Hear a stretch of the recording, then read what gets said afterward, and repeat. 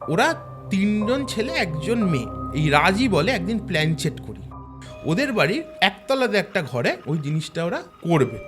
ওরা 3জনে ঠিক করে যে রিয়াকে ভয় দেখাবে। রাজে আরেক বন্ধু গিয়ে ওর পাটাকে এরকম করে ধরে, ও ওইখানে এতটা ভয় পায় ও ওখানে হার্ট অ্যাটাক করে ফেলে। একতলায় না, আমার না গাটা ভার হতে শুরু করে। আমাকে দেখে না একটা পৈশাচিক হাসি আসছে, বলছে তুই বাঁচাতে পারবি না। এটা ছিল না ঘটনাটার একটা পার্ট। আচ্ছা, এরপরে আরো ভয়ঙ্কর কিছু ঘটে ওনাদের সাথে। একটা শ্মশানে আমি যাই, তো কলকাতার কোনো শ্মশান নয়, গিয়ে কাজ করছি। হট করে আমি কানের কাছে ফিসফিসানি শুনতে পেলাম কি জানো, ওয়াইফকে ডাকছে, কোনো সাড়া নেই। 1বার 2বার 3বার, হট করে ভেতর থেকে ওনার ওয়াইফের চিৎকার। আমি বুঝতে পারছি খাটের পেছনে কে একটা বসে আছে, কর্মর কর্মর করে আওয়াজ হচ্ছে। ফেরায় কে, আমি দরজাটায় 3বার নক করি। যখনই নক করি তখনই আমাকে হিন্দিতে বলছে, কে তুই কে?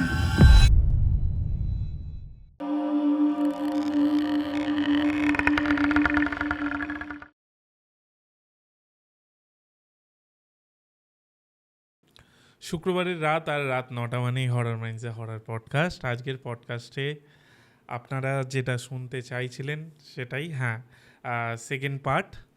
কেমন আছো প্রদীপ্ত? ভালো আছি, তুমি কেমন আছো? খুবই ভালো।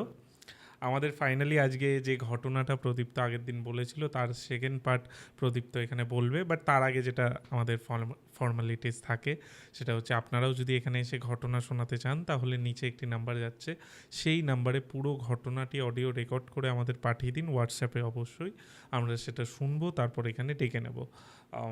আজকে কি শোনাচ্ছ এটা তো বলবো না, কারণ দর্শক সেটা কন্টিনিউয়েশন শোনার জন্যই অপেক্ষা করছে।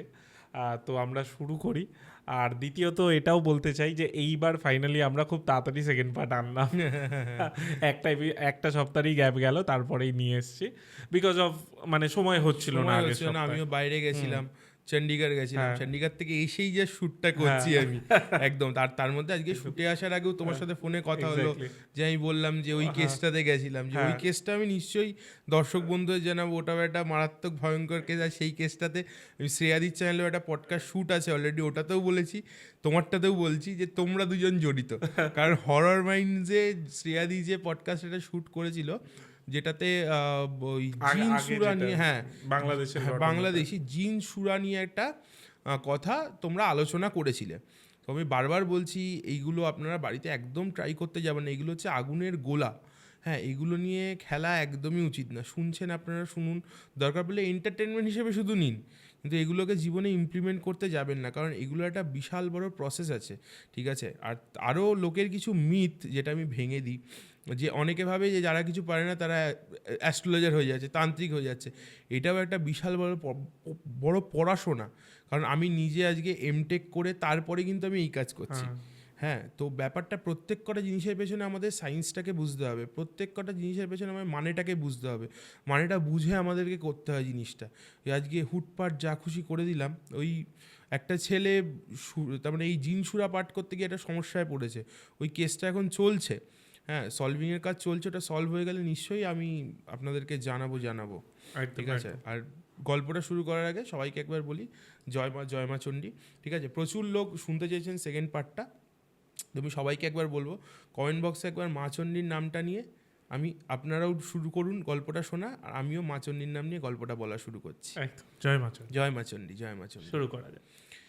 তো যেখানে আমি শেষ করেছিলাম আগের ঘটনাটা, ঠিক আছে, মানে সত্যি ঘটনা, আমি আবার বলি শুধু ঘটনা না, সত্যি ঘটনা, যে রাজ আরও 3 বন্ধু প্ল্যানচেট করতে গিয়ে তাদের বন্ধু রিয়া মারা যাওয়ার পর সে কিন্তু ফিরে এসে তার বদলাটা নিচ্ছিল।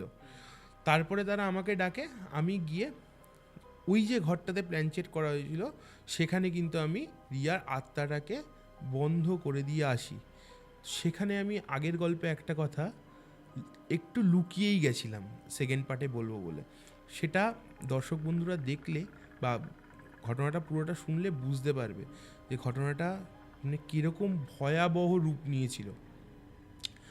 তো যথারীতি আমি ওদের বাড়িতে বাস্তু বন্দনা করে ওই দরজাটা বন্ধ করে আসি। অনেকে আমি দেখছিলাম কমেন্ট বক্সে দিয়ে বাস্তু বন্দনা করার পরও কী করে হয়, কারণ দেখুন ব্যাপারটা হচ্ছে যে ওই যে আত্মাটাকে আমি বন্ধ করে দিয়ে এসেছি ঘরে, আমি তোকে সারা জীবন ওই ঘরে বন্ধ করে রেখে দেবো না, আমার কাজ হচ্ছে ওকে মুক্তি দেওয়া। তো সেটার জন্য তো আমার কিছুটা বিশাল বড় লং প্রসেস আছে, কিছুটা সময় লাগবে আমার। তো যথারীতি ওখান থেকে চলে আসার পর মোটামুটি ওনাদের সব কিছু নর্মাল চলছিল। আমি বারবার করে বলে দিয়েছিলাম ওই ঘরের দরজাটা যেন কেউ না খোলে। তো এবার যথারীতি ওনাদের ওই আত্মাটাকে মুক্তির পথ দেখানোর কাজটা আমাদের চলছে। এটা করতে বেশ মাস 2-3 সময় লাগে। কারণ হচ্ছে কি কিছু স্পেসিফিক জায়গায় যেতে হয়, সবাই বলছে না তারাপীঠে যেতে হয়, এতে যেতে হয় না, আমি যাই মাঝে মাঝে স্বর্গদ্বারে। আচ্ছা, পুরী স্বর্গদ্বারে কিছু কাজ থাকে, এমন কাজ করলে তারা সেই আত্মাগুলো মুক্তির পথে গমন করে। যথারীতি এরকম কাজ চলছে। আমি স্বর্গদ্বার থেকে একটা কাজ টোটাল আমাকে 3বার যেতে হবে ক্যালকুলেট করেছিলাম আমি। অলরেডি একবার আমি স্বর্গদ্বার হয়ে চলে আসি, চলে এসে তারপরে এখানে, তার মানে এখানে মানে আমি স্পেসিফিক জায়গাটা বলছি না, একটা শ্মশানে আমি যাই, তবে কলকাতার কোনো শ্মশান নয়, গিয়ে কাজ করছি। যখনই কাজ করছি না, এবার দেখো একটা ক্লায়েন্টের কাজ নিয়ে তো যাই না, আমি নিশ্চয়ই 4-5টা ক্লায়েন্টের কাজ নিয়ে একেবারে যাব। এরকম ওনাদের কাজটা 3 নম্বরে ছিল। আমি যখন ওনাদের কাজটা করতে বসেছি, হট করে দেখলাম কিছু সামগ্রী আছে না, সেগুলো উল্টে গেল। এদিকে কিন্তু আমি ঘেরা দিয়ে বন্দনা করেই বসেছি যাতে ওইগুলো কিছু না হয়, কোনো আত্মা আমাকে অ্যাটাক না করতে পারে। আমি দেখলাম ওই জিনিসগুলো পড়ে গেল। স্পেসিফিক আমি জিনিসগুলো কি বলছি না, হট করে আমি কানের কাছে ফিসফিসানি শুনতে পেলাম কি জানো, আমি ফিরে এসেছি। আচ্ছা, আমি ভাবলাম যে কি হলো। এবার তাও আমি কাজটা বন্ধ করিনি, কারণ আমার বাবার ইনস্ট্রাকশান আছে যে যা কিছু হয়ে যাক ভয় পেয়ে আসন থেকে উঠবে না আর ওই ঘেরার বাইরে বেরোবে না। আবার কিছুক্ষণ পরে আমি কাজটা করছি, বলছে এবার কি করে বাঁচাবি, আমি তো আবার ফিরে এসেছি বলল। আমি তাও কাজটা করছি। এবার কাজটা করার সময় না আমরা ইন্টেন্ট বুঝতে পারি যে কাজটা হবে কি হবে না, বা ঠিকঠাক হচ্ছে কি হচ্ছে না। আমার কিছুতেই কিছু মনে হচ্ছে না কাজটা ঠিকঠাক হচ্ছে না, বা যথারীতি করেছি, করে না আমি বাড়ি চলে এসেছি। বাড়ি চলে এসেছি যখন, বাবাকে আর কিছু বলিনি আমি কথাটা। এবার দেখো একটা নিজের মধ্যেও তো কিন্তু কিন্তু ব্যাপার থেকে যায় যে কি হচ্ছে দেখি, বাবাকে বলবো। এবারে হচ্ছে 1-2 দিন না, বেশ 3টে দিন কাটে নর্মালি। আমি সন্ধ্যেবেলা করে আমার পার্সোনালি আমি একটু গল্প করতে আড্ডা মারতে যাই। হ্যাঁ, আমি 9টার সময় বেরিয়েছি, আমার চেম্বার শেষ করে, কাজবাজ শেষ করে 9টা থেকে 10টা অবধি একটু আমি আড্ডা মারি। আমি আড্ডা মারি ঠিক দেশবন্ধু পার্কের মুখটাতে, উত্তর আড্ডা চায়ের দোকানটা আছে ওইখানটাতে আমি আড্ডা মেরেছি। আর আমার বাড়ি থেকে তো অল্প একটু বাইকে করে আমি মেন রোড দিয়ে যাওয়ার সময় মেন রোড দিয়ে এসেছি। এবার তখন একটা ক্লায়েন্ট ফোন করেছে আমাকে, এবার বাড়ি যাওয়ার সময় হয়ে এসছে আমার। যেমন তুমি একদিন ফোন করেছিলে, আমি বললাম একটু ধরো, আমি বাইকটা স্টার্ট করে নিই। তো সেরকম আমি বাইকটা স্টার্ট করেছি, এবার কানে ফোন আছে। এবার দেখো লোকে না প্রবলেমেই ফোন, এটা উচিত না বাইক চালানোর সময় কথা বলা, কিন্তু লোকে তো প্রবলেমেই ফোন করে, তো আমাকে কথা বলতে হয়। আমি ফোনটা ধরে বাড়ি যাচ্ছি। এবার কি মেন রোড দিয়ে আমি বাড়ি আসতে পারবো না, আরজিগড়ের ওপর দিয়ে হয় আমাকে পুলিশে ধরবে। আমি কি করলাম, দেশবন্ধু পার্ক থেকে ডান দিকে গিয়ে খালপাড়ের রাস্তাটা ধরে আমি কলকাতা স্টেশনে বেলগাছিয়া ব্রিজের মুখে উঠব। এবার তোমাকে একটু রাস্তাটা আমি বলি, রাস্তাটা তুমি খালপাড়ের রাস্তায় ডেসক্রাইব করছি। খালপাড়ের রাস্তাটা দিয়ে গিয়ে তোমাকে ডান দিকে ঢুকতে হবে কলকাতা স্টেশনের জন্য। যেই ডান দিকে ঢুকলে বিশাল চওড়া রাস্তা, আর পুরোটা ফাঁকা, ওইটুখানি পোর্শনে না খুব একটা আলো নেই। যারা কলকাতা স্টেশনের রাস্তায় যাতায়াত করে রাত্রিবেলা তারা জানবে ওই পোর্শনটায় আলো নেই। আমি ওনার সাথে ফোনে কথা বলছি, আমার কানে না হট করে আবার কে বললো এসে, আমি কিন্তু ফিরে এসেছি। এবার যখনই বলেছে আমি একটু হকচকিয়ে গেছি। হকচকিয়ে তার মানে হয় না একটা চেতনা ফেরার মতো জায়গা, চেতনা যখন ফেরেছে সামনে দেখছি একটা কুকুর আমার বাইকের। আমি সপাটে ব্রেক মেরেছি, আর ওরকম সপাটে ব্রেক মারলে আর থাকে, বাইক নিয়ে পড়ে গেছি, এবার মারাত্মক জোরে পড়েছি।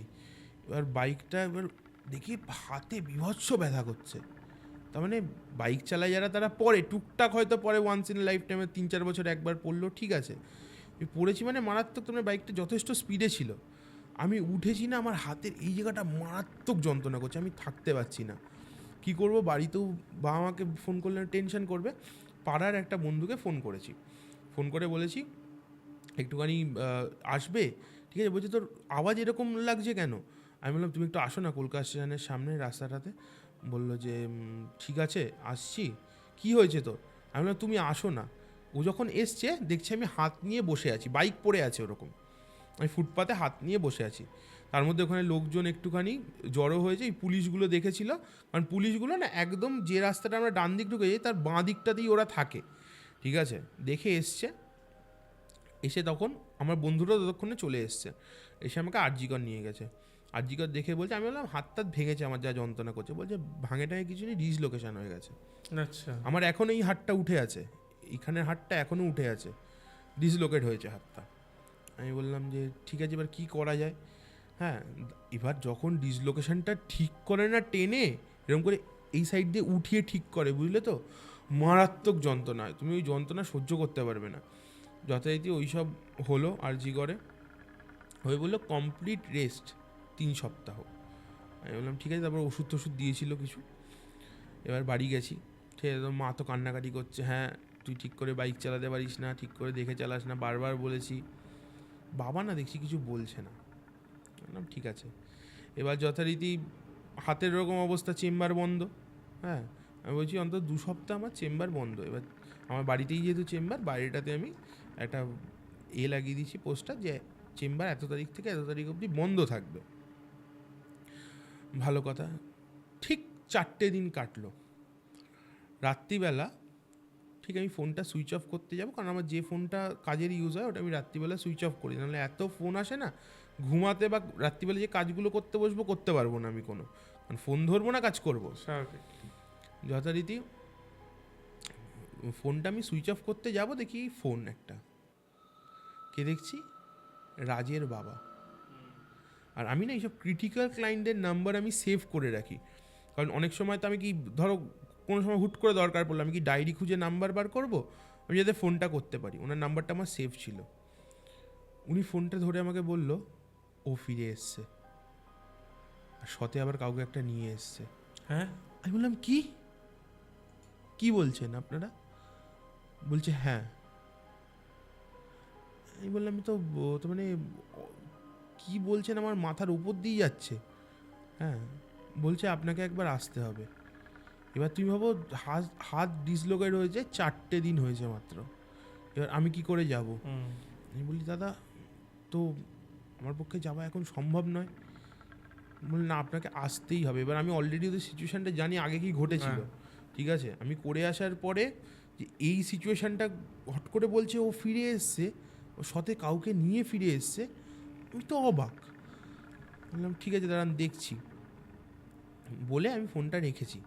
ফোনটা রেখে বলছি আমার ফোনটা খোলাই থাকলো, ঠিক আছে, যদি কিছু সমস্যা হয় রাত্রিবেলা ফোন করবেন। আমি যেতে না পারলেও আমার সাথে যারা কাজ করে, ঠিক আছে, কাউকে না কাউকে আমি পাঠাবো। উনি বলে ঠিক আছে।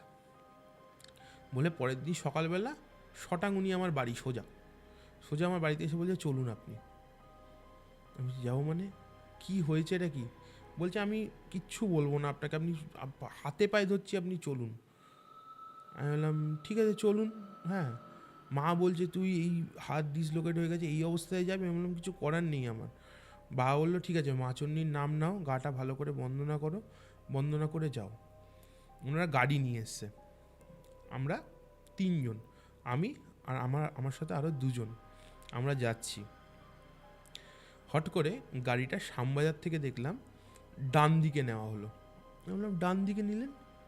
হ্যাঁ, আপনার তো বাড়ি হচ্ছে বউবাজার, হ্যাঁ আপনি তো বাঁ দিকে নেবেন, তার মানে হাতিবাগানের রোড ধরুক বা শিয়ালদা ধরুক, বাঁ দিকে নেবে। বলছে না আমরা উলুবেড়িয়া যাচ্ছি। উলুবেড়িয়াতে কী হলো? আপনার তো বাড়ি তো এখানে তো সমস্যা হবে হলে। বলছে না আমি কিচ্ছু এখন বলবো না, আপনি চলুন। ঠিক আস্তে আস্তে দক্ষিণেশ্বর টোল ট্যাক্সটা আমরা কি করি, যে অনেক সময় টোল দেবো না বলে নিচ দিয়ে চলে উঠে যাই, নিচ দিয়ে গিয়ে উঠে যাই। যথারীতি ওখানটা যখন উঠতে যাচ্ছি শান্তদীপদা, ঠিক আছে, তোমার বালি স্টেশনটা ক্রস করলো ব্রিজের ওপর দিয়ে করে, তোমাকে এরকম করে বাঁ দিকে ঘুরে ডান দিকে উঠতে হয়। এরকম করে আমরা উঠতে যাব হাইওয়েতে, একটা ট্রাক এসে এমন চাপলো না আমাদের সোজা, প্রায় আমরা এইদিকে এরকম একটা খাল টাইপের জায়গা আছে না, ওখানে প্রায় আমরা নেমে যাই গাড়ি নিয়ে। আচ্ছা আমি বললাম গাড়ি সাইড করো আগে, গাড়ি সাইড করো। এবার আমার একটা ব্যাগ থাকে, হ্যাঁ ঠিক আছে, আমি ম্যাক্সিমাম জায়গা দিয়ে ওটা নিয়ে যাই। ওটার মধ্যে না আমার মায়ের ঘটের জল আর কিছু কিছু জিনিস সব সময় থাকে ওটা, কারণ কোনো কাজে গেলেই আমি ওই ব্যাগটা তুলে নেবো, ব্যাস আমি চলে যাব। আমি জানি। আমি ভালো করে গাড়িতে মায়ের জল ছেটালাম, সবার গা বন্দনা করলাম, আর গাড়ির সামনেটাতে একটা জিনিস আমি ঝোলালাম। সেই জিনিসটা আমি বলছি না কি। জিনিসটা ঝোলানোর পরে না আমি বললাম চলো গাড়িতে করে যাচ্ছি চলো, হ্যাঁ। আর মা চণ্ডীর নাম নিতে নিতে সবাই চলো। আরও যে দুজন ছিল আমার, ঠিক আছে, আমার বাবার শিষ্য ওনারা, ঠিক আছে, ওরা আমার সাথে যায়। আমি বললাম তোমরা জব করতে শুরু করো। ওরা জব করতে শুরু করেছে। যথারীতি এবার গাড়ি আস্তে আস্তে এগোচ্ছে। আমি তোমাকে বলছি না প্রপার জায়গাটা, উলুবেড়িয়া এইটুখানি জানো। উলুবেড়িয়া আমরা পৌঁছাই। এবার পৌঁছে একটু ভেতর দিকে, তার মানে একদম হাইওয়ে থেকে ধরে নাও ওই 7-8 কিলোমিটার ভেতর দিকে উলুবেড়িয়াতে গিয়ে ওনার বাড়ির সামনে পৌঁছাই। বাড়ির সামনে গিয়ে উনি ডাকছে ওনার ওয়াইফকে, ওয়াইফের নাম ধরে। আমি বলছি বাড়িটা কার এটা, উনি কোথায় নিয়ে এসছেন আমাকে সেটা তো বলুন। না চলুন ভেতরে চলুন, দেখবেন আপনি। আমি বললাম যে ঠিক আছে। ওয়াইফকে ডাকছে, কোনো সাড়া নেই। একবার, দুবার, তিনবার, প্রায় 10-15 মিনিট হয়ে গেছে। আমরা একবার ডেকে তো সঙ্গে সঙ্গে আমি ডাকবো না, একটু দাঁড়িয়েছে।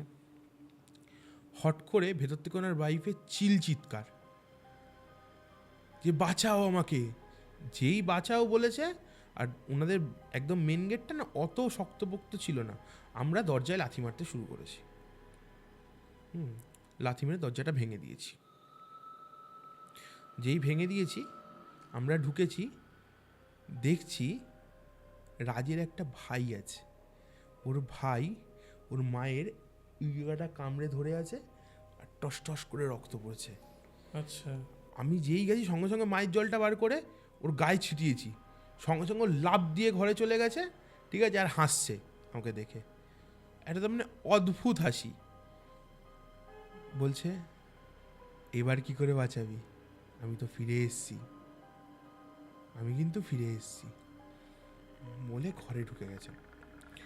যখনই ঘরে ঢুকে গেছে বললাম এবার তো বলুন কি হয়েছে, এটা তো রাজ নয়। হ্যাঁ বলছে এটা রাজ নয়, এটা সৌরভ। সৌরভ? রাজের ছোট ভাই। আমি বললাম রাজ কোথায়? বলছে ওপরে ঘরে গিয়ে দেখুন।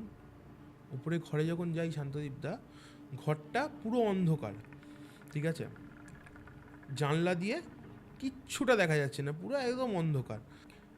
আমি যখনই ফ্ল্যাশ লাইটটা মারি জানলা দিয়ে, তবে ফ্ল্যাশ লাইটটা তো পুরো ঘরটাকে আলো করবে না, স্পেসিফিক একটা জায়গায় আলোটা করবে। আমি বুঝতে পারছি যে খাটের পেছনে কে একটা বসে আছে, ঠিক আছে, আর কর্মর কর্মর করে আওয়াজ হচ্ছে। আমি ওপর থেকে নিচে চলে আসি। নিচে চলে এসে ততক্ষণে ওর মায়ের হাতে ওরা ব্যান্ডেড ট্যান্ডেড দিচ্ছে, ফার্স্ট এড করছে। আমি বলি কী হয়েছে এটা কি বলুন তো? বলছে ও ফিরে এসছে, কাউকে একটা নিয়ে এসছে। আমি বললাম যে মানেটা কি? বলছে মানেটা এবার আপনাকে বুঝতে হবে, আমরা জানি না দাদা, হাত জোর করে। আমি তখন, রাজ তো ওপরে আছে, রাজের ভাই নিচে। এবার কেসটা হচ্ছে ওটা ওদের মামা বাড়ি। আচ্ছা, উলুবেড়িয়াতে। ওর দাদু দিদা একটা ঘরের মধ্যে, তোমরা বয়স্ক মানুষ, ওরা ভয় পেয়ে একদম সিটকে বসে আছে। আমাকে বলছে বাবা তুমি একটু দেখো কি করবে, আমরা বুঝতে পারছি না কি হচ্ছে এটা। আমি বললাম কবে থেকে হচ্ছে জিনিসটা? বলছে যে যবে থেকে মা বাড়ি এসছে তবে থেকেই হচ্ছে। রাত যবে থেকে মা বাড়ি এসছে, এই পয়েন্টটা মনে রাখবে, রাত যবে থেকে মা বাড়ি এসছে। কারণটা আসছি পরে। আমি গেলাম, গিয়ে যে ওই রাজের ছোটো ভাই সৌরভের কাছে গিয়ে বললাম কে তুই, কে? আমি বলছি কে তুই, কে? বলছে কেন আমাকে আটকে রেখেছিস, আমাকে চিনতে পারছিস না? আমি বলছি ও তুই রিয়া? তখন একটা পৈশাচিক হাসি এসে বলছে আমাকে শান্তদীপ দা, বলছে আর 3 দিন পরে একেও নিয়ে যাব, আর ওপরে যে আছে ও রাজকেও নিয়ে যাবে। আচ্ছা, আমি বললাম তোর কি চাই, তুই কি হলে মুক্তি পাবি? বলছে আমার এদের প্রাণ চাই, এরা কেন আমার সাথে এরকম করেছিল? কেন, আমি কি বলেছিলাম করতে আমার সাথে? কেন আমার সাথে ইয়ার্কি মারতে গেছিল? ওরা তো জানতো হ্যাঁ আমি অতটা শক্ত নই, বলে হাসতে শুরু করে। যখনই হাসছে আমি কি করি, ঠিক দেখো এটার জন্য সাহসের দরকার হয়, আমি গিয়ে ও থার্ড আইতে হাত দিয়ে একটা মন্ত্র আমি পড়তে শুরু করি। যখনই মন্ত্র পড়তে শুরু করি না, বাবা গো মা গো করে চিৎকার করতে করতে করতে করতে অজ্ঞান। মানে অজ্ঞান মানে কিন্তু তখন ও আর ওর শরীরে নেই। ওকে বলি আমি ওর হাত পা বেঁধে চেয়ারে বসান। ওর হাত পা চেয়ারে এরকম করে এই সাইডগুলো হয় না হাতলগুলোতে, হাতটা আর পাটা বেঁধে বসায় রাজের ভাই সৌরভকে। ঠিক 10টা মিনিট পরে আবার সেম, তুই কী ভাবছিস আমি চলে গেছি, আমি একে নিয়েই যাব, এবার তুই আর বাঁচাতে পারবি না ওকে, এবার বাঁচাতে পারবি না, দেখবি আমি কি করতে পারি।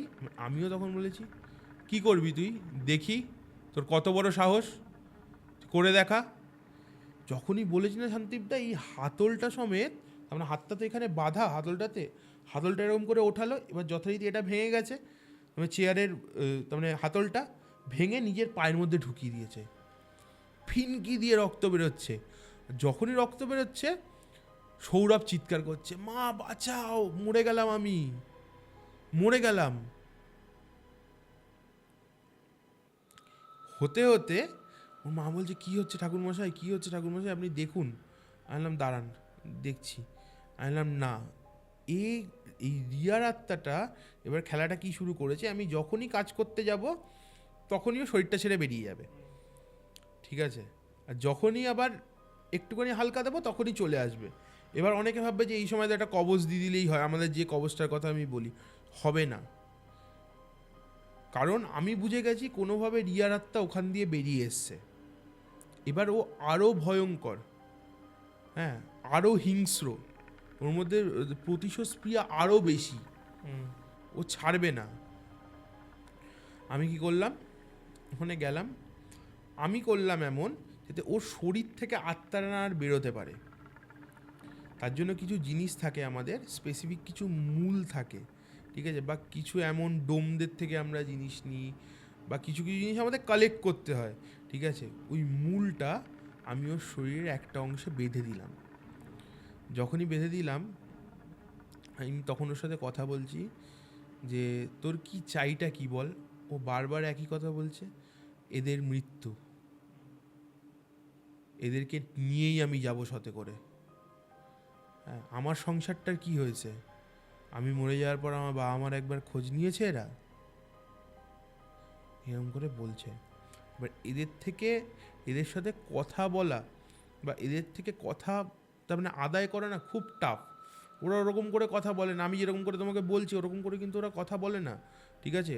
ওদের অনেক কিছু করে, অনেক কিছু মন্ত্র জপ করে, দরকার পড়লে ওদেরকে কষ্ট দিয়ে কথা বার করাতে হয় আমাদের, কারণ আমাদেরকে তো কেসটা গোড়া থেকে জানতে হবে, তবেই তো গোড়া থেকে সলভ করতে পারবো। যথারীতি ওই কথাটা বলছে। আমি তখন আমাদের যে মন্দিরের শিষ্য দুজন ছিল, বাবার শিষ্য, তাদেরকে বললাম তোমরা এই কাজগুলো করো তো এখানে, বলে আমি ওপরে গেলাম, কারণ আমি ওকেও তো ছাড়তে পারছি না রাজকে। গিয়ে আমি দরজার সামনে একটা ঘেরা আঁকি, ঘেরা এঁকে আমি দরজাটায় 3বার নক করি। যখনই নক করি তখনই আমাকে হিন্দিতে বলছে, আমি বাংলায় সেটা বলছি, বলছে কে তুই, কে তুই। আমি তখন বলছি ওখান থেকে তুই কে, তোর নাম কি। বলছে ওরা আমাকে জাগাতে গেছে কেন, ওরা আমাকে জাগাতে গেছে কেন, আমি তো চুপচাপই ছিলাম ওই ঘরে, ওরা কেন করতে গেছে, আমি তো ওকে সমস্যা করতাম না, ওরা কেন আমাকে জাগাতে গেছে।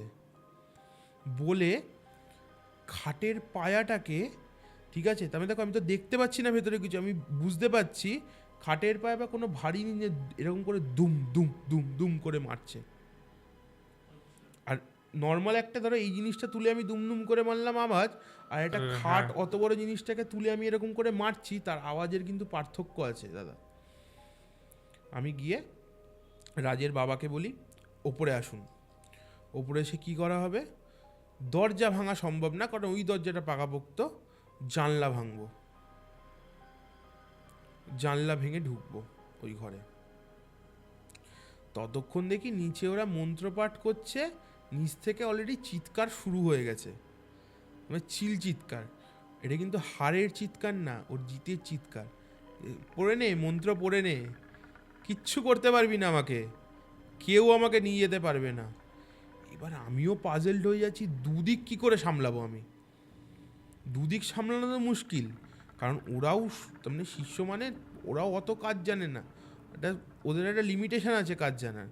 ওরা কি করে সামলাবে, আমাকে তো দুদিকেই দেখতে হবে, নাহলে তো কাউকে না কাউকে একটা যখন তখন মেরে ফেলবে। বলি জানলা ভাঙতে হবে, জানলা ভেঙে আমরা ভাঙা শুরু করব। শাবল হয় না, উনি শাবল নিয়ে এসছে, ঠিক আছে, শাবলটা দিয়ে, আর ওই খিড়কি দেওয়া জানলা, বুঝলে তো, শাবলটা দিয়ে ভাঙতে শুরু করি জানলাটা।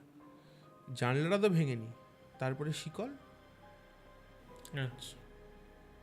ভাঙতে পারছি না, আর পুরনো বাড়ি, প্রচুর মজবুত শিকল। আমি ঠিক আছে দাঁড়ান দেখছি। আবার গিয়ে ওর ঘরের সামনে আমি বসি, ঘরের সামনে বসে আমি মন্ত্র জপ করতে শুরু করি। আর কিছু আমাদের জিনিস ছিল রাখি, আমি রেখে বলে চুপ কর না, হিন্দিতেই বলছে কিন্তু ওইগুলো আমাকে, চুপ কর না, চুপ করে যা, বলিস না, কিচ্ছু হবে না বলে।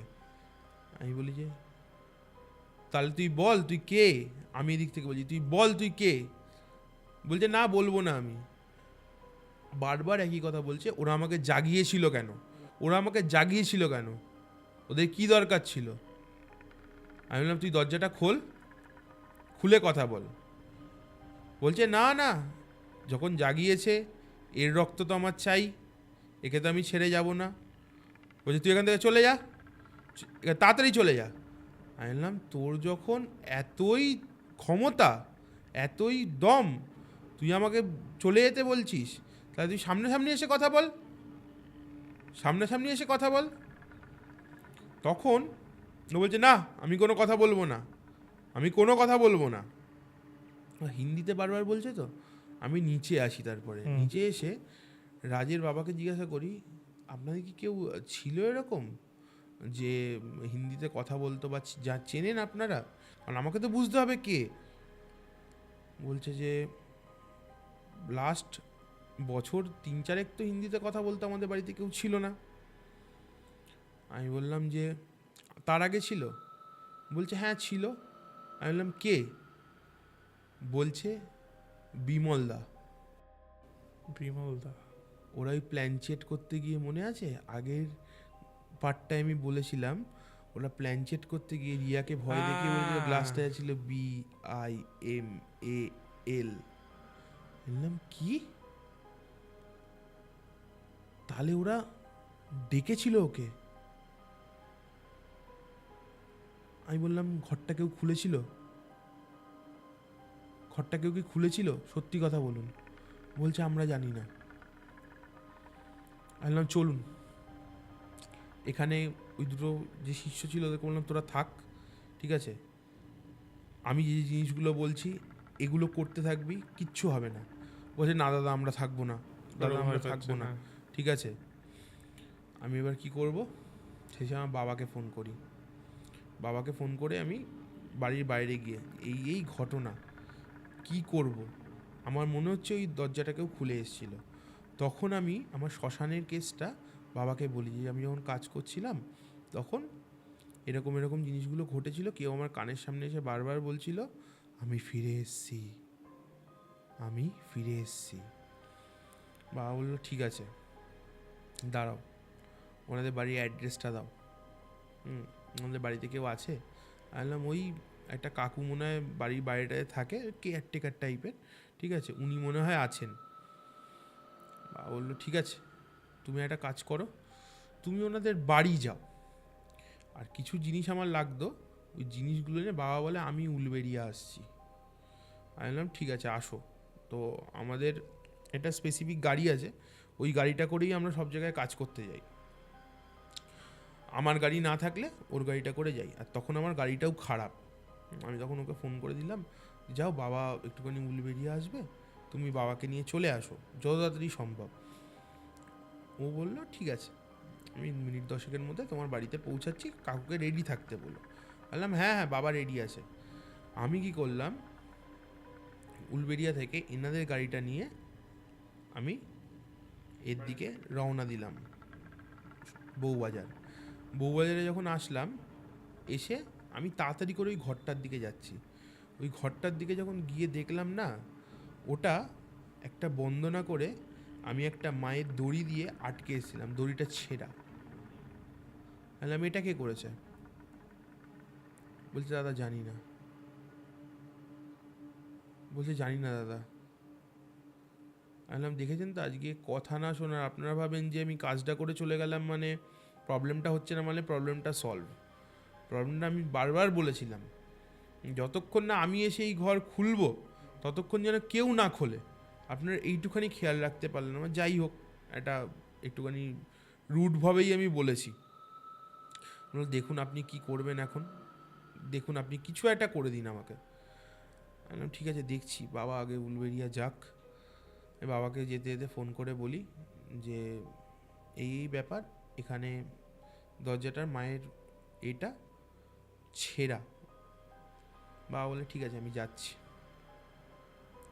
বাবা ওখানে পৌঁছে বললে তুমিও আসো, দেখা হয়ে গেছে যখন ওখানে, তুমিও আসো।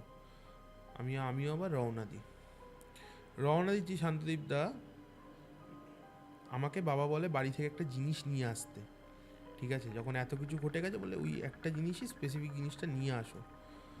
ঠিক আমি বিবেকানন্দ রোড পার করেছি আসার সময়, হাতিবাগানের আগে ওই হেদুয়ার কাছাকাছি, মানে ওনাদের গাড়িতে কিন্তু টিউবলেস টায়ারটা হট করে কি একটা ঢুকে ঘাড়াং ঘাড়াং ঘাড়াং ঘাড়াং করে আওয়াজ হচ্ছে। আমরা নেমে দেখছি টায়ারটা পুরো মানে চুপসে গেছে, তার মানে ধরো কিছু ঢুকে বেরিয়ে গেছে, ওখান থেকে হাওয়াটা পুরো বেরিয়ে গেছে। বললাম কী করবো?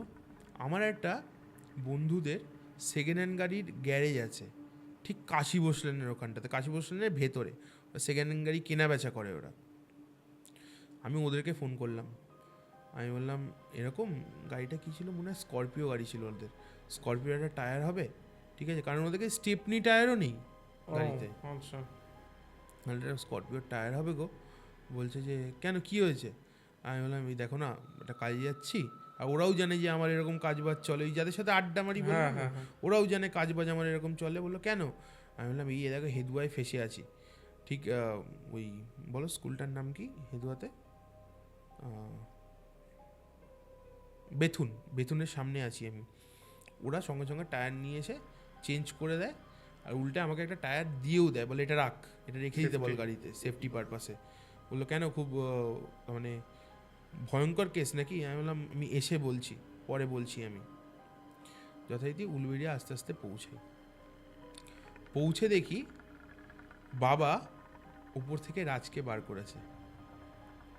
আচ্ছা, আমি অলরেডি গিয়ে দেখছি বাবার পায়ের ধারে বসে আছে, বাবা একটা ঘেরা করেছে, ওর মধ্যে রাজ বসে আছে, বসে বলছে, ওরা আমাকে বাবাকে বলছে জাগাতে গেছিল কেন? আমি কি বলেছিলাম ওদেরকে এবার আমার মুক্তির ব্যবস্থা কে করবে? তোরা কর মুক্তির ব্যবস্থা।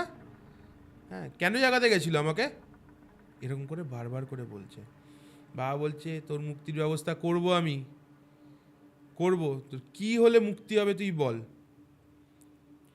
কি হলে তুই মুক্তি পাবি বল। তখনও বলছে ওর বউয়ের কথা, মানে এই বিমল কাকু মেবি ওই ঝাড়খণ্ডের ওই সব সাইডে থাকতো, বুঝলে তো? ওর বউয়ের কথা বলছে যে আমি এদের বাড়ি কাজ করতাম, এরা আমি মারা যাওয়ার পরে আমি ওদের থেকে পয়সা একেবারে নিতাম, 6 মাসের পয়সা নিয়ে আমি দিয়ে আসতাম বাড়িতে। যখন এই মারা গেলাম এরা লাস্ট 1 বছরের পয়সা আমার বউয়ের হাতে দেয়নি। আমার বউ যখন এসছিল বউয়ের হাতে 3,000 টাকা দিয়ে বলেছিল, তোমার বর তো বাকি টাকা নিয়ে নিয়ে, তুমি এটা রাখো, তুমি 3,000 টাকা দিয়েও সাধ্য শান্তি করো। যখনই এটা বলেছে না, বাবা তখন গেছে বিশাল জোর রেগে রেগে তখন ওনাদের যাচ্ছে তাই বলতে শুরু করেছে। তো যথারীতি ওনারা তখন হাতে পায়ে ধরে বলছে যে আমি ঠাকুমারে সব দিয়ে দেবো, হ্যাঁ, আমি কিচ্ছু রাখবো না। আর বাবা ওর শিষ্যদেরকে বলেছিল ওই নিচে বসে ওর সামনে জপটা চালিয়ে যেতে, জপটা করে যেতে, কারণ মন্ত্র উচ্চারণে যাতে ও তার মানে দমে থাকে। আমি বললাম যে রাজকে কি করে বার করলে? বলছে যে আমি এখানে বসে, বাবা পরে বলছে এটা, তাও আমি এখানে অ্যাড করেছি যাতে পরপর বুঝতে পারে দর্শকরা। যথারীতি তোমার ওখানে বাবা পৌঁছায়, বাবা পৌঁছে ওখানে ফার্স্টে আবার ঘেরাটা দেয়, আমি যে ঘেরাটা দিয়ে এসেছিলাম, ঘেরাটা দিয়ে দরজার মধ্যে মুখ লাগিয়ে মন্ত্র পড়তে শুরু করে। যখনই মন্ত্র পড়তে শুরু করে রাজ চিৎকার করতে শুরু করে, চুপ কর, চুপ কর, হ্যাঁ চুপ কর, চুপ করে যা, তুই কেন এসছিস, চলে যা এখান থেকে, চলে যা। হ্যাঁ, বলছে দেখবি, হ্যাঁ কি করব, এখনই কি করব দেখবি। বাবা বলছে তুই কী করবি, তোর কী ক্ষমতা আছে করার? ও বলছে দেখবি, তোর ছেলে আসছে না, রাস্তায় আছে না, ওর দিয়ে দেবো। আমার বাবা বলছে তোর ক্ষমতা থাকলে করিয়ে দেখা, তোর ক্ষমতা থাকলে করিয়ে দেখা। ততক্ষণে বাবা আমাদেরকে প্রোটেকশান দিয়ে দিয়েছে, আমাদেরকে প্রোটেকশান দিয়ে দিয়েছে বলেই কিন্তু হয়তো টায়ারটা লিক হয়ে থেকে গেছে, নালে কিন্তু আমাদের হয়তো সেদিনকে হয়তো গাড়ি পাল্টি ঠাল্টি কিছু হয়ে যেত, বুঝতে পেরেছ? তারপরে বাবা মন্ত্রহন্ত পড়ে ওকে বাইরে বার করে, ঠিক আছে, বাইরে বার করিয়ে কিছু স্পেসিফিক মূল দিয়ে আমরা কাজ করি। সেই মূলগুলো কিন্তু এরকম না যে এই রাস্তাঘাটের মূল নিয়ে নিলাম বা ওরকম না, ওইগুলো তোলার বা রাখার কিছু স্পেসিফিক নিয়ম আছে, এগুলো দ্রব্যগুণ তন্ত্রের মধ্যে পড়ে, যে স্পেসিফিক কিছু মূল স্পেসিফিক কোনো তিথিতে স্পেসিফিকভাবে, আমি তোমাকে একটা এক্সাম্পল দিচ্ছি, ঠিক আছে, এটা দর্শক বন্ধুরাও জেনে রাখুন। একটা বিশেষ তিথিতে সকালবেলা খালি পেটে কাঁচা হলুদ চেবাতে চেবাতে যদি আফলা বেল গাছ, তার মানে যে বেল গাছে ফল হয় না, সেই গাছের মূল এনে যদি কারোর হাতে বেঁধে দেওয়া যায়, তার কিন্তু কোনো দিন ভৌতিক সমস্যা হবে না। 1 বছর কাজ করে মূলটা, আবার 1 বছর পর আবার করতে হবে। তো স্পেসিফিক তিথিতে করতে হবে। এগুলো দ্রব্যগুণ তন্ত্রের মধ্যে বলে, এগুলোতে না কোনো মন্ত্র পড়তে লাগে, না কিছু পড়তে লাগে, দ্রব্য দিয়েই ডিরেক্ট কাজ হয়। এই কাজগুলো মেনলি কিন্তু আদিবাসীরা করে প্রচুর পরিমাণ। তো সেরকম কিছু আমাদের জানা আছে। তো বাবা একটা স্পেসিফিক মূল ওর দিকে ছুঁড়ে দেয়, যখনই ছুটছে, ঠিক আছে, তখনই ও বাবা গো মা গো করে চিৎকার করতে শুরু করে। আর তখনই বাবা ঘরের মধ্যে ঢুকে ওর গায়ে মায়ের ঘটে জলটা ছেটাতে শুরু করে। ছিটিয়েই বাবা ওর এখানে হাত দিয়ে মন্ত্র পড়তে শুরু করে, থার্ড আইতে হাত দিয়ে মন্ত্র পড়তে পড়তে অজ্ঞান হয়ে যায়। তখন ওকে বাইরে আনে, এনে বলে যে ঠিক আছে চলো, তুই তাহলে তোর সব দিয়ে দেবে, তুই একে ছেড়ে দে। বলছে না আমি একে ছাড়বো না, আমাকে জাগিয়েছে যখন আমি তো একে নিয়েই যাব। হ্যাঁ, এই পরিবারের লোক আমার সাথে প্রচুর বদমাইশি করেছে, আমি একে, হিন্দিতে বলছি কিন্তু, আমি একে ছাড়বো না, নিয়েই যাব। বলতে বলতে হট করে ভাইলেন্ট হয়ে পড়ে, ঠিক আছে, ভাইলেন্ট হয়ে পড়ে না, তার আগে বলে রাখি, ও বলে যে আমাকে এই ঘেরা থেকে বার কর, আমি চলে যাব, আমি চলে যাব। এবার যেই বলেছে না, রাজের বাবা বলছে হ্যাঁ ঘেরা থেকে বার করেছি, বলে ঘেরাটা মুছে দেয় একটা সাইডে। ও বাইরে এসে মারাত্মক পরিমাণ ভাইলেন্ট হয়ে যায়, ভাইলেন্ট হয়ে গিয়ে মানে রীতিমতো হাত চালাতে শুরু করে দিয়েছে। যখনই হাত চালাতে শুরু করছে, এবার থেকে এখানটা ধরতে গেলেও তো, এখানে মন্ত্রটা পড়তে গেলেও তো আমাকে স্টেবল হতে হবে। হ্যাঁ, কেউ যদি আন্ধাধুন হাত পা চালাতে থাকে আমি তো পারবো না। যথারীতি বাবা কোনো রকম গিয়ে মন্ত্রটা পড়ে, আমিও গিয়ে ওখানে মন্ত্র পড়তে স্টার্ট করে দিই। ও পুরো অজ্ঞান হয়ে যায়। অজ্ঞান হয়ে যাওয়ার পর হাতে সঙ্গে সঙ্গে একটা জিনিস আমরা বেঁধে দিই, ভালো কথা বেঁধে দিয়েছি, ও পুরো নিস্তেজ হয়ে পড়ে আছে। তখন নিচ থেকে আবার আওয়াজ আসছে, কেন কি হলো, বাঁচাতে পারছিস না, পারবি না রে বাঁচাতে তোরা? পারবি না। যথারীতি বাবা বললো এ এখন আর কিছু করতে পারবে না যতক্ষণ হাতে মূলটা বাঁধা আছে, চলো নিচে যাই। নিচে যাই, দেখি নিচে তো তাণ্ডব নৃত্য চলছে। চিৎকার চেঁচামেচি, কিন্তু যেহেতু ওরা মন্ত্রটা পড়ছে ওর পাওয়ারটা ওখানে একটুখানি কমে। ধরো এই ঘরের মধ্যে প্রচণ্ড পরিমাণ নেগেটিভ পাওয়ার, ওরা তো মন্ত্র পড়বার কিছুটা পজিটিভ করেছে, অতটাও কিন্তু আর সাহস পাচ্ছে না। বাবা গিয়ে তখন বলে তোকে তো আমরা মুক্তি দেওয়ার চেষ্টা করছিলাম, তুই মুক্তি নিলি না কেন, নিলি না কেন তুই? ও তখন বলছে এ ঘরটা তো ওরাই খুলেছে। ঘরটা ওরা খুলেছে মানেটা কি? আমি শেষে আসছি কথাটা নিয়ে। যথারীতি ওখানে গিয়ে আমি বলি তোর কী চাই, কি কি চাই নিলে তুই মুক্তি পাবি বল, কি নিলে তুই মুক্তি পাবি? বলছে আমার এদেরকেই চাই, এদের প্রাণ আমি নিয়েই যাব। বাবা তখন বলে যে ঠিক ওর চুলটা ধরে, হ্যাঁ এদেরকে আমি তোকে নিয়ে যেতে দেবো না, তো তোকে একাই যেতে হবে বলে বাবার কানে কি একটা মন্ত্র পড়তে শুরু করে। যখনই মন্ত্রটা পড়ছে ও ছটপট ছটপট করছে, যেন মনে হচ্ছে কেউ গায়ে হচ্ছে আগুন ধরিয়ে দিয়েছে এরকম করছে। চুপ কর চুপ কর, চুপ করে যা, চুপ করে যা, চুপ করে যা বলতে বলতে বাবা বলছে ঠিক আছে চলে যা, তাহলে তুই চুপ করে যাবো, এদেরকে ছেড়ে তুই চলে যাবি, চুপ করে যাব আমি। বলছে শেষে তখন ও বলছে ঠিক আছে আমি চলে যাব, আমি চলে যাব, আমি চলে যাব, হ্যাঁ কিন্তু ওরা যে আমার সাথে এটা করলো তার প্রায়শ্চিত্ত। হ্যাঁ বাবা বলছে ওরা ওদের কর্মফল ঠিক পাবে, মা চণ্ডী ওদেরকে কর্মফল ঠিক দেবে, আর ওরা তো এত কষ্ট পেয়েছে, তুই এবার ইহলোক ছেড়ে পরলোকে গমন কর। বলে চলে যাব, চলে যাব, তুই ছাড়, মন্ত্র পড়িস না আর, মন্ত্র একদম পড়বি না কিন্তু। বাবা বলে ঠিক আছে আমি ছাড়লাম। যেই ছাড়ছে আবার অন্য রূপ, আমি যাব না, আমি কিন্তু ছেড়ে যাব না, বারবার করে বলছে।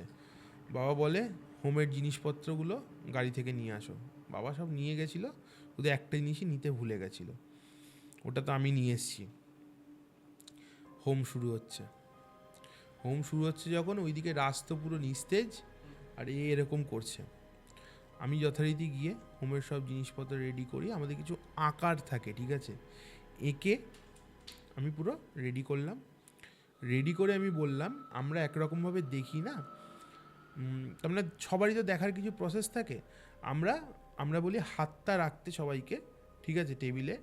যদি কারো হাত নিজের থেকে ওঠে আমরা বুঝি যে পুরোপুরি তার উপর কোনো ব্ল্যাক ম্যাজিক আছে বা কিছু আছে, আর যদি হাতটা নিজের থেকে না ওঠে তাহলে আমরা বলি কিছু নেই।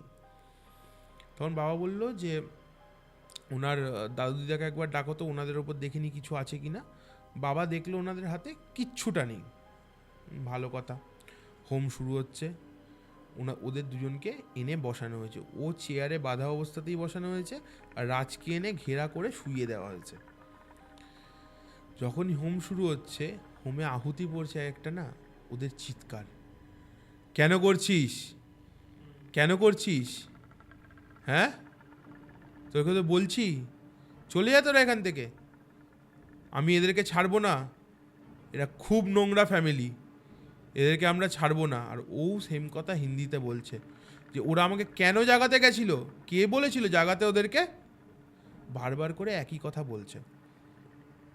বাবা মন্ত্রে মানে হোমে আহুতি দিয়ে যাচ্ছে, আমি আহুতি দিয়ে যাচ্ছি, আর ঠিক আমরা যখন এরকম কেস হয় না আমরা ঠিক বসাই পাশে আমাদের, ঠিক আছে, যাতে ওকে ধরে আমরা মন্ত্রটা পড়তে পারি। যতক্ষণ ও ঘেরার মধ্যে আছে না ততক্ষণ ওর কিন্তু কোনো ক্ষমতা নেই কিছু করার, আর অলরেডি গায়ে আমরা ওই জিনিসগুলো ওর বেঁধে দিয়েছি। যথারীতি বলেই মন্ত্রগুলো পড়ে যাচ্ছে, তখন রাজ বলছে ঠিক আছে ঠিক আছে, ওদেরকে বল আমাকে যে মাইনেটা দিত প্রত্যেক মাসে আমার বউকে পাঠিয়ে দিতে, আমি ছেড়ে চলে যাচ্ছি, আমি ছেড়ে চলে যাচ্ছি।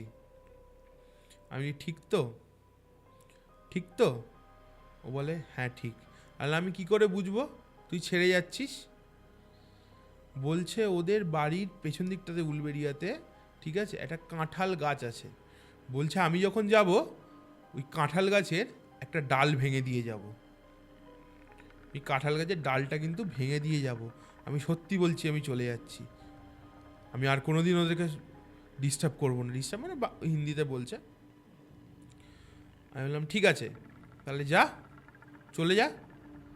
হ্যাঁ, তোর বউয়ের কাছে প্রত্যেক মাসে তুই যে মাইনেটা পেতিস, প্রত্যেক মাসে ওই মাইনেটা চলে যাবে। দেখলাম ঠিক 10টা মিনিট পরে কাঁঠাল গাছটা থেকে মরমর করে গাছের ডালটা ভেঙে গেল। আমি বুঝতে পারলাম যে না, এ চলে গেছে। আর একটা কথা জানবে শান্তদীপ দা, ঠিক আছে, ভূতের থেকে মানুষ ভয়ঙ্কর বলে না, মানুষ হয়তো মিথ্যে কথা বলতে পারে, ঠিক আছে, ভূত হয়তো বলবে না, তোমাকে মিসগাইড করবে, কিন্তু ওই টাইমটাতে যখন একদম ক্রুশিয়াল টাইম হোম চলছে, তখন ওরা কিন্তু মিথ্যে প্রতিশ্রুতি দেয় না। আর ওরা কাউকে যদি প্রতিশ্রুতি দিয়ে দেয়, ওই প্রতিশ্রুতিটা রাখে। যেমন আমি বলেছিলাম, কি করে বুঝবো, ও কিন্তু ওই ডালটা ভেঙে দিয়ে গেল। তো যথারীতি এরকম। এবার সৌরভের শরীরে কে আছে? মেন যে ফার্স্ট মেন যে রিয়া বলছে আমি যাব না, আমি কিছুতেই যাব না। আমি বলছি তোকে তো যেতে তো হবেই, যেতে তো তোকে হবেই।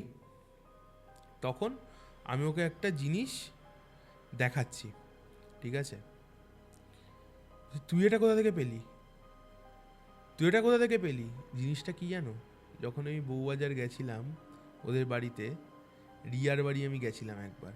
আচ্ছা, ওখান থেকে আমি বলেছিলাম আপনারা কি ওর কিছু রেখে দিয়েছেন? প্রথম কথা তো আমাদের ঢুকতে দিচ্ছিল না, শুনে রেখে। আমি বললাম যে দয়া করুন, ঠিক আছে, আমি হাত জোর করে বলছি, ঠিক আছে, দুটো বাচ্চার প্রাণ সংশয় হয়েছে। ওর বাবা মাও বলছে, তাহলে আমার মেয়ে যখন মারা গেছে তখন আমাদের কে দেবে সেই ভরপাইটা, আমাদের কে করবে? আমি বললাম দেখুন, মানবিকতার খাতিরে ভুল করে ফেলেছে বাচ্চাগুলো, ঠিক আছে, একটু হেল্প করুন। তখন বলে ওর মা আমাকে অনেকক্ষণ বলার পরে ওর মা আমাকে একটা জিনিস বার করে দেয়। ওর মেন না একটু চুলের অংশ আর জামা কেটে রেখে দিয়েছিল বাড়িতে, স্মৃতি হিসেবে, কিন্তু টুকটাক করার জন্য না, স্মৃতি হিসেবে। আমি বলি যে আপনাদেরকে দয়া করে বলছি, যদি একটু দরকার পড়ে একটু আসবেন আপনারা, আর এই জিনিস দুটো দয়া করে আমাকে দিন। তখন ওরা বলে ঠিক আছে। অনেকক্ষণ পরে, তাও কিন্তু আমি এই ঘটনাটা ইচ্ছে করেই স্কিপ করে গেছিলাম শেষে বলবো বলে, ওনারা আমাকে জিনিসগুলো দেয়। এবার তখন দেখছে বাবা বলছে, বাবা আমাকে বলেছিল এই কাজটা করতে, বাবা বলে ওনাদেরকে ফোন করো, ফোন করে বলে আসতে, গাড়ি পাঠাও, আসুক। এবার দেখো উলবেড়িয়া থেকে বউবাজার ডিস্টেন্সটা অনেকটাই। আমি বলি ঠিক আছে আমি যাচ্ছি। ওই জিনিসটা যখন দেখেছি তো মানে দমে গেছে, ও বুঝতে পারছে, ও তো ঘেরাটা থেকে বেরোতে পারছে না। বাবা তখন ওকে দেখাচ্ছে এরকম করে চুলটা, আমি তখন উঠে যাচ্ছি, বলছে দেবো আহুতি দেবো, হোমে দেবো? যে না দিস না, কিন্তু আমি ওদেরকে ছাড়া কিন্তু যাব না। বাবা যত আগে দিচ্ছে হাত থেকে, ও বলছে আমি ওদেরকে ছাড়া যাব না, আমি ওদেরকে ছাড়া কিছুতেই যাব না। আমি বলি ঠিক আছে। এবার এরকম চলছে, আমি তখন বলি ওই ড্রাইভার কাকুটাকে, যাও তো ওনাদেরকে নিয়ে আসো। ওনাদেরকে ফোন করছি, বলছি গাড়ি পাঠাচ্ছি, আসুন আপনারা। ওনারা বলে যে দরকার নেই, আমরা আমাদের গাড়ি নিয়ে যাচ্ছি। ওনারা গাড়ি নিয়ে আসে, ঘন্টা দুয়েক এরকম ওর সাথে কথোপকথন চলছে, ও যাবেই না, কিছুতেই যাবে না, জেদ। কারণ দেখো সত্যি কথা বলতে ওর তো চাওয়া পাওয়া একটাই, যে ওরা ভাই আমাকে মেরেছে, আমি ওদেরকে মেরে যাব। ততক্ষণে রিয়ার বাবা মা এসে হাজির হয়। আমি ভেতরে চলুন। ভেতরে যখন নিয়ে যাই না, রিয়া ওদেরকে দেখে হাউমাউ করে কাঁদছে, বলছে মা বাবা তোমরা এখানে এসছো কেন? হ্যাঁ আমি এদের থেকে বদলা, এরকম করে বলছে, ঠিক আমি এদের থেকে বদলা নিয়েই যাব, এরকম করে বলছে। ওর তখন রিয়া ওর বাবা মাকে দেখে হাউমাউ করে কাঁদছে আর বলছে আমি এদের থেকে বদলা নিয়েই যাব। আর যখন কাঁদছে না, আমারও দেখে সত্যিই খুব খারাপ লাগছে। ভাই যাই হোক, ঠিক আছে, সে ভূত হতে পারে, তো ইমোশন বলে একটা জিনিস আছে, সে ওরকম করে মরে গেছে, ঠিক আছে। আমি বললাম যে তখন রাজের বাবাকে বলছি আমি, দেখেছেন আজকে যদি একটুখানি শাসনে রাখতেন, ঠিক আছে, একটুখানি বলতেন, হ্যাঁ, যে এই আর কিগুলো কারোর সাথে মারতে নেই কোনো দিন, তাহলে কিন্তু এই জিনিসটা ঘটতো না। রাজের বাবা রিয়ার হাতে পায়ে রিয়ার বাবা আমার হাতে পায়ে ধরে নেয়, দাদা দিদি আমাদের বড্ড বড় ভুল হয়ে গেছে, হ্যাঁ আমার ছেলে বুঝতে পারেনি বলে। রিয়ার বাবা মা তখন বলে ঠিক আছে। আমি তখন রিয়ার বাবা মাকে গিয়ে বলি, রিয়াকে বলুন যে মা তুই যা, তুই যা, আবার তুই আসিস আমাদের কোলে, অন্য কোনোভাবে আসিস, অন্য কোনোভাবে আসিস। তখন রিয়ে বলছে, সৌরভ বলতে মানে রিয়াই বলছে সৌরভের মধ্যে দিয়ে যে আমাকে এই ঘেরা থেকে বার করে একটুখানি।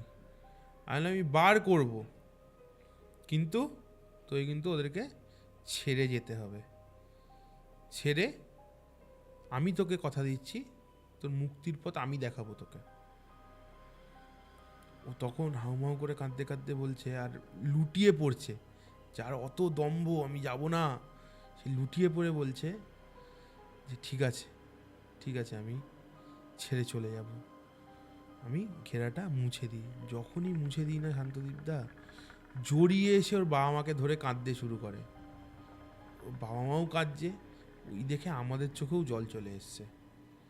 যে ভাই একটা মেয়ে, সে কিচ্ছু করেনি, ইয়ার্কি মারতে গিয়ে তাকে মেরে ফেলেছে। তাকে আমি আটকে রেখে মুক্তির পথ দেখাতে চেয়েছিলাম, সেই জায়গাটাকে তাকে আটকে রাখা মধ্যে হিংস্র হয়ে গেছে, সে তাকে বার করে এনেছে। এরা কি কি করবে, এরা মানুষ, সত্যি কথা। হ্যাঁ, এরকম ইয়ার্কি মেরেছে, মানুষরা এরকম ইয়ার্কি মারতে পারে না, কারোর প্রাণ নিয়ে কারোর ক্ষতি করে খেলার ইয়ার্কি। ওর মা তখন বলে মা তুই আয়, তুই যা, আবার ফিরে আসিস আমাদের কাছে, বারবার করে ওর মা বলছে। যথারীতি বলে ঠিক আছে মা আমি যাচ্ছি, আমি যাচ্ছি। আমি বললাম তাহলে তুই যাবি যে, কি করে বুঝবো, বলে যা, কি করে বুঝবো? ও বলে একটা জল ভরা কলসি নিয়ে আয়, আমি মুখে করে নিয়ে যাব, আমি যখন যাব কলসিটাকে ফেলে দিয়ে চলে যাব। শান্তদীপদা বিশ্বাস করো, জল ভরা কলসি একটা নিয়ে আমরা রেখে দিলাম, কলসিটা মুখে করে নিয়ে দৌড়াতে শুরু করলো। এবার দৌড়াতে শুরু করেছে, আমরাও পেছন পেছন যাচ্ছি, দৌড়াতে দৌড়াতে মানে 150-200 মিটার গেল, গিয়ে পড়ে গেল। যখনই পড়ে গেল সেন্সলেস। এবার রাজকে আর সৌরভকে আমি বললাম ওই বাড়িতে চলুন, তার মানে বউবাজারের বাড়িতে। বউবাজারের বাড়িতে যথারীতি ওদেরকে সবাইকে নিয়ে আমরা পৌঁছালাম। বাবা আছে, আমি আছি, আর ওই বাবার যে দুটো শিষ্য আছে তারা আছে, রাজের বাবা মা আছে। তো বড় গাড়ি স্করপিও ছিল, দুটো গাড়ি ছিল, গেছি। গিয়ে ততক্ষণে কিন্তু ওরা তার মানে প্রায় অজ্ঞান, ঠিক আছে, কোনো সেন্স নেই ওদের। আমি বাড়ি নিয়ে গিয়ে ভালো করে মায়ের জল ওদের মুখে দিলাম, মুখে দেওয়ার পর কিছুক্ষণ পর আরও আধ ঘন্টা 40 মিনিট পর ওদের সেন্স ফিরলো। সেন্স ফেরার পরে আমি বললাম না, এদেরকে একটা করে রক্ষা কবচ মায়ের দিয়ে দিতে হবে, সেটা তো পরের বিষয়। আমি বললাম দরজাটা কে খুলেছিল, দরজাটা কে খুলেছিল? আমিও মাথা গরম, আমার এত বড় কেস হয়ে গেছে। ও বলছে যে কেউ বলছে না কিছুতে। বললাম তোমাদের দুজনের মধ্যেই কেউ একটা খুলেছিল। আমি রাজকে বললাম তোমার লজ্জা করে না? হ্যাঁ, এত বড় একটা মেয়েকে প্রথম কথা তোমরা মেরে ফেলেছো, হ্যাঁ, তারপরেও ঠিক আছে এত করে বাঁচানো হলো, তারপরে ওকে মুক্তি দেওয়ার সময় তুমি দরজাটা খুলে দিয়েছো। বলছি ঠাকুরমশাই আমি করিনি। আমি তাহলে কে আছে, তোমার ভাই করেছে? তখন রাজের ভাই সৌরভ স্বীকার করছে যে সৌরভ থাকে বাইরে পড়তো, ঠিক আছে, রাজদের পরীক্ষা শেষ হওয়ার পর রাজরা তো এই জিনিসগুলো করছিল। সৌরভ এবার পরীক্ষা টরীক্ষা শেষ হয়েছে, বাড়ি এসছে, ও ঘটনা শুনেছে, বেশি মডার্ন, ঠিক আছে, বলছে হ্যাঁ এইসব ভুলভাল কথাবার্তা যাও তো। যখন খুলতে গেছে দরজাটা, ওর বাবা মা বারবার বারণ করেছে খুলিস না বাবু, খুলিস না, ঠিক আছে, তখন খোলেনি। এবার রাজ আর রাজের মা ছুটি, মা বাড়ি যাবে, মা বাড়ি যাওয়ার জন্য তার মানে তখন মনে হয় স্কুল টুলে ভর্তি হয়ে গেছে, তারপর কোনো কারণে একটা মা বাড়ি যাবে, ওরা গেছে, ঠিক আছে? আর সৌরভ আর ওর বাবা বাড়িতে আছে, সৌরভের 2 দিন পর যাওয়ার কথা। ওই 2 দিনের মধ্যে এবার দেখো ব্যাটা ছেলেরা বাড়িতে থাকলে কি হয়, থোড়ি অত কিছু দেখবে, ওরা তো কাজে বেরোবে। ওই টাইমে ও খুলেছে। আর আমি তো রিয়াকে বন্ধ করেছিলাম জেনে, আর ওখানে যে ওই বিমল কাকার আত্মাটা এসে গেছে ওটা আমিও বুঝতে পারিনি। বললাম আর এই জিনিস কোনোদিন করবে না, যেটা আমরা বলে যাব অন্তত শোনার চেষ্টা করবে, শুনে কাজটা করবে। যথারীতি তারপরে আসলাম, মন্দিরে আসলো, একটা যজ্ঞ করে ওদের রক্ষা কবচগুলো তৈরি করে দিলাম। তারপরে কিন্তু আর ওদের কোনো অসুবিধা হয়নি। আর আমি বারবার করে বলেছিলাম আজ যেন কোনো দিন এরকমই আর কি কারুর সাথে তোমরা না মারো। দেখলে তো কি হলো, 2টো প্রাণ অলরেডি চলে গেছে। তারপরে আবার তোমাদের দুজনে যেতে বসেছিল। আজ যদি রিয়ার বাবা মা, বিমল কাকার কেসটা ছেড়েই দিলাম, ওটা তাও অনেক সোজা ছিল, ওটা মিটিয়ে ফেলতে পেরেছি। কিন্তু রিয়ার বাবা মা যদি আজকে ওই জিনিসগুলো না দিত না, ঠিক আছে, আর ওই যে রিয়ার বাবা মা জিনিসগুলো দিয়েছিল, তারপরে কিন্তু আমরা হোমে আহুতি দিয়েছিলাম ওটা, ঠিক আছে। রিয়ার বাবা মা জিনিসগুলো না দিত আর এসে যদি না বলতো, তাহলে কিন্তু তোমাদের বাঁচা সম্ভব ছিল না। ওরা হাত জোর করে মাচন্ডির সামনে বলে গেছিল আর কোনোদিন কারোর সাথে আমরা এরকম ইয়ার্কি কিন্তু মারবো না। এখন আপাতত ওরা ভালোই আছে, হ্যাঁ, বেশ ভালো জায়গাতে কলেজে পড়ছে। না, সামান্য একটা ইয়ার্কি কোন লেভেলে যেতে পারে। আর মেয়েটা মানে কতটা ইমোশনাল হয়ে পড়েছিল সেটাই ভাবছি নিজের মা বাবাকে দেখে। মানে স্বাভাবিক না, মেয়েটার তো কোনো দোষই ছিল না আলটিমেটলি। কোনো দোষই ছিল না, কোনো দোষই ছিল না মেয়েটার। ভয় দেখিয়ে এরকম ভয় দেখিয়ে, তার মানে তুমি প্ল্যানচেট করতে যাচ্ছ, সে হচ্ছে তার মানে হার্ট উইক, তার সে পারে না, হতেই পারে ভাই, ঠিক আছে, ভয় পেতেই পারে। এটা কি অপরাধ নাকি ভয় পাওয়াটা? হ্যাঁ, তার সাথে তুমি এরকম করেছো, এটা একদমই উচিত না। আর এর সাথে আরেকটা কথা বলে রাখি, যে প্রথমে বললাম যে জিনসুরা করতে গিয়ে যেটা হয়েছে, কেসটা এখন চলছে, ঠিক আছে, ওটাও কেউ কিন্তু আমাদের ঘটনা শুনে ওইগুলো কিন্তু অ্যাপ্লাই করতে যাবেন না জীবনে। আমি তো সবসময় বলি যে ঘটনা মানে আপনি শুনছেন এন্টারটেন হওয়ার জন্য শুনছেন, কেউ কেউ অ্যাওয়্যার হওয়ার জন্য শুনছেন, মানে সব রকম প্রসেসের জন্যই শুনছেন। কিন্তু এটা শুনে কায়দা করে অ্যাপ্লাই করবেন, এটা একদমই না, একদমই করতে যাবেন না, একদমই না।